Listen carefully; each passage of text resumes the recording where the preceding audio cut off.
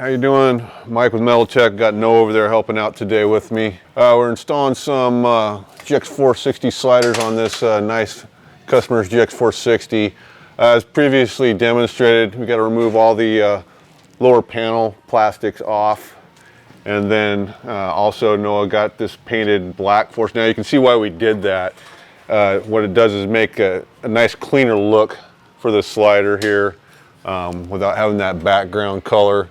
So you get it up, you get it mounted by the center feet, get it situated left and right, get the front put in, then the rear put in.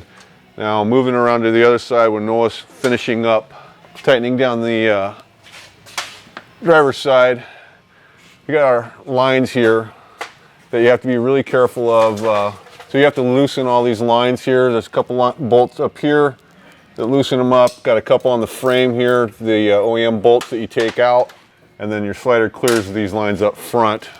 And then with our two 8mm bolts that we supply with the slider, replace the OEM bolts.